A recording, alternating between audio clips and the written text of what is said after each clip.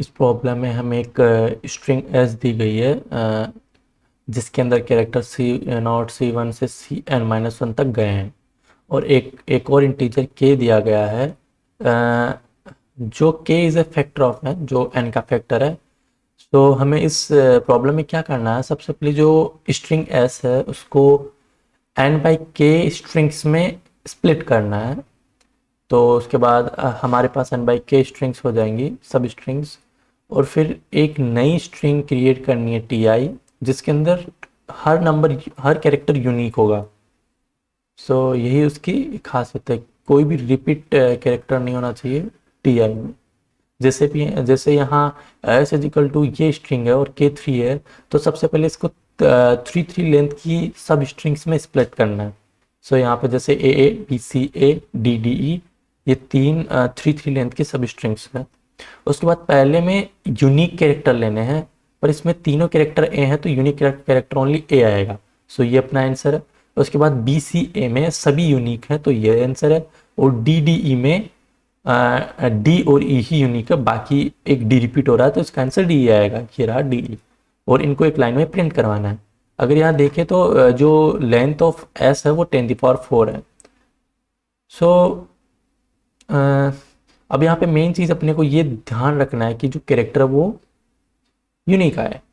सो उसके लिए अपन यहाँ पे सेट फंक्शन भी यूज़ कर सकते हैं जो अपने को यूनिक कैरेक्टर्स रिटर्न करेगा, उसके बाद अपन उन्हें वापस अपेंड कर सकते हैं, या एक डिक्शनरी भी ले सकते हैं जो अपन को बताएगी कि क्या ये कैरेक्टर इस सब स्ट्रिंग में है या नहीं, ऑफ वन टाइम कॉम्प्लेक्सिटी में, जिसकी सहायता से जो ये क्वेश्चन है वो अपन ऑफ एन टाइम में कर सकें। शायद ट्राई करते हैं करने की। तो सबसे पहले आपने को यहाँ स्ट्रिंग दी गई है जिसको अपने को के कैरेक्टर में स्प्लिट करना है। तो अपन एक लिस्ट बनाते हैं जिसका नाम होगा आंसर, और फिर एक फोर लूप भी लेंथ भी ले लेते हैं कि लेंथ कितनी है स्ट्रिंग की, जो अपन लेन फंक्शन यूज करके लेंथ निकाल सकते हैं। अब यहाँ क्या करेंगे, अपन एक फोर लूप लगाएंगे स्ट्रिंग के for I in range of length, उसके अंदर अपन कंपेयर करेंगे। ठीक है, तो for I in range of L length L N T H. तो अब यहाँ पे एक ध्यान रखने योग्य बात यह है कि जब भी जो लेंथ है वो लेंथ रिमाइंडर के, दैट मीन्स आई रिमाइंडर के जब भी 0 होगा उस जगह अपने को इसे स्प्लिट करना है, और हम इसे 1 से भी शुरू कर सकते हैं, 1 से लेंथ +1। तो जब भी ये 3 पे जाएगा उस समय इसको स्प्लिट करना है और आंसर में अपेंड करना है। तो अब क्या कर सकते हैं कि इनिशियल में मान लीजिए अपने पास एक डिक्शनरी है डी जो अपने को ये बताएगी कि जो कैरेक्टर है वो इसमें है या नहीं, सिंपल। सो उसके लिए क्या कर सकते हैं अपन, अब यहाँ for I in range of 1 to length, okay. So if I reminder के not equal to 0, in that case जो रनिंग स्ट्रिंग है, अब यहाँ पे एक और चीज़ अपने को करनी है, रनिंग स्ट्रिंग वो भी कर लिए क्योंकि अपने को रनिंग स्ट्रिंग है वो आंसर में अपेंड करनी है। तो उसके लिए अब यहाँ क्या कर सकते हैं अपन कि अगर आई रिमाइंडर के नॉट इक्वल टू 0 है तो अपने को ये देखना है कि क्या ये नंबर रनिंग स्ट्रिंग में पहले से है, ये कैरेक्टर रनिंग स्ट्रिंग में पहले से, अगर नहीं है तो रनिंग स्ट्रिंग में इसे अपेंड कर दो। तो यहाँ पे if not character, okay length, या if string of I in D, अगर ऐसा नहीं हुआ, ओके, इन डी, उस सिचुएशन में अपने को कुछ नहीं करना, क्योंकि अगर ये पहले से डी में है तो कुछ नहीं। तो अगर नॉट इन, अगर स्ट्रिंग में नहीं रहा, इफ स्ट्रिंग ऑफ आई जो कैरेक्टर है वो नॉट इन डी, अगर वो डी में नहीं है, तो सबसे पहले तो अपने को उस कैरेक्टर को डी में अपेंड करना है। अब अपनी डिक्शनरी में वो कैरेक्टर है। दूसरी चीज़, जो रनिंग स्ट्रिंग है उसके अंदर भी उसे ऐड करना है। सो स्ट्रिंग ऑफ आई इसके अंदर भी ऐड हो जाएगा। अब यहाँ पे अपन ने इस फोर लूप के अंदर string of I 3 bar use कर लिया, तो बेहतर यह है कि इसको एक नया कैरेक्टर का नाम देके और ऊपर ही डिक्लेयर कर दिया जाए इस तरीके से। So if C in D, इसके बाद D of C is equal to 1, और यहाँ पे जो है वो सी सी अपने आर एस में सी अपेंड कर दिया, ऐड कर दिया। अब दूसरी बात ये, मान लीजिए कि 3 आ गए यहाँ पे, तो उस सिचुएशन में क्या करना है, जैसे आई 1 2 8 3, 3 आते ही, के अगर 3 है, 3 आते ही सबसे पहले तो ये ऐड करेगा, जो नया नंबर है उसके साथ भी सेम ऑपरेशन करेगा, ठीक है। तो बट यहाँ पे अगर अपन इसे 1 से ही शुरू करते हैं तो बेहतरीन है, क्योंकि देखिए 0 and I not equal to,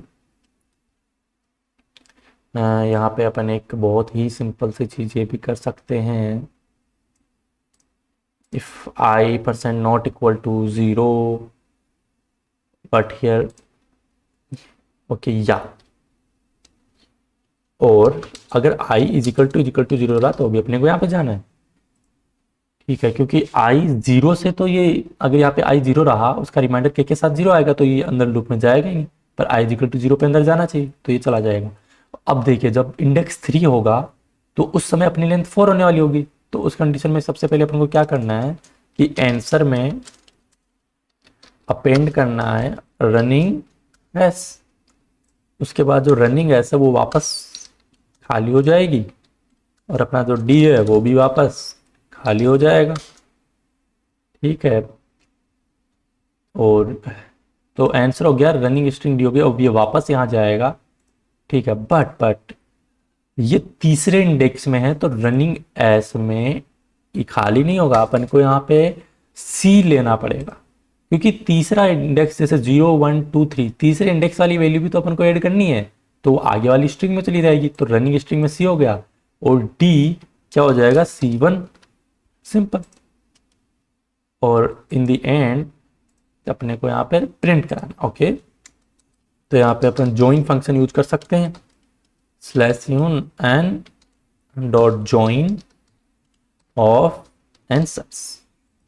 अब इसको रन करने का ट्राई करते हैं, कोई एरर आती है या रन हो जाता है, ओके। तो एक एरर मिली अपने को, जैसे 3 में ए बी और सी ए, जबकि आंसर आना चाहिए 3, अपने आ रहे हैं 2, तो देखते हैं, जैसे ए बी है और के 3 दिया है, ओके। तो ये सबसे पहले for I in range of total length जो भी है इसकी, उससे अपने कोई मतलब नहीं है, तो ये सबसे पहले C is equal to string of I, यानी कि ए आया। इफ आई रिमाइंडर के और आई इज इक्वल टू 0 तो ये अंदर आएगा। If C not in D, D of C is equal to 1 और R of C is equal to, तो बिल्कुल सही है, तो ए आ जाएगा। फिर दूसरी बार में ये आई परसेंट के 1 आया, ठीक है, 2 आया, और 3 में क्या होगा, ये इज इक्वल टू 0 हो जाएगा, और ये दोनों ही कंडीशंस सेटिस्फाई होंगे और वो यहाँ जाएगा। जैसे अपने यहाँ लिया ए बी, तो पहले में आना चाहिए ए बी, बिल्कुल सही, फिर आना चाहिए सी ए, बिल्कुल सही, फिर आना चाहिए A D A, okay I got it. तो देखिए अगर लास्ट में क्या हुआ, जैसे ए डी और ए में गए तो ये इसको कॉल ही नहीं कर रहा एल्स कंडीशन को, क्योंकि यहाँ पे ये कितनी हो जाएगी 0 1 2 3 4 5 6 7 8, ये 9 तक तो जा ही नहीं रहा, तो उस कंडीशन में अपने को क्या करना है, बाहर simply answer dot append R S, क्योंकि वो नो तो इंक्लूड ही नहीं होगा ना इसमें, इसलिए अपने को ऐसा करना पड़ेगा, क्योंकि जो लास्ट वाली स्ट्रिंग है वो कभी अपेंड ही नहीं होगी, क्योंकि यहाँ तो ये 8 तक ही जाएगा, अगर ये 3 का है लास्ट वाला कैरेक्टर का भी लेगा ही नहीं ये, तो इसीलिए लास्ट वाली स्ट्रिंग का भी लेगा ही नहीं, तो इसलिए इसको अपने को यहाँ पे आर एस को बाहर भी अपेंड करना पड़ेगा। तो देख सकते हो यहाँ पे ये टेस्ट केस सभी पास हो चुके हैं।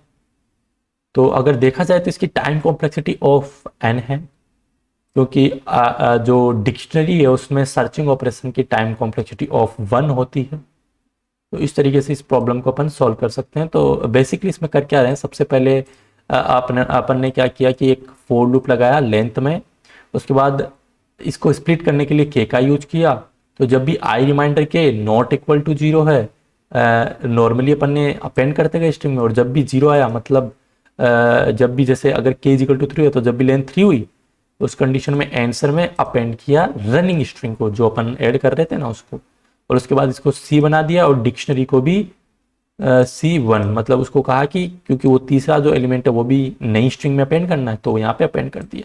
और लास्ट में जो अपनी लास्ट वाली स्ट्रिंग थी वो भी अपन ने आंसर में अपेंड करके और ज्वाइन फंक्शन का यूज करके और आंसर प्रिंट कर दिया। तो इस प्रकार से इस प्रॉब्लम को अपन सॉल्व कर सकते हैं। अगर आपको कोई प्रॉब्लम या डाउट आता तो कमेंट सेक्शन में जरूर कमेंट कीजिएगा।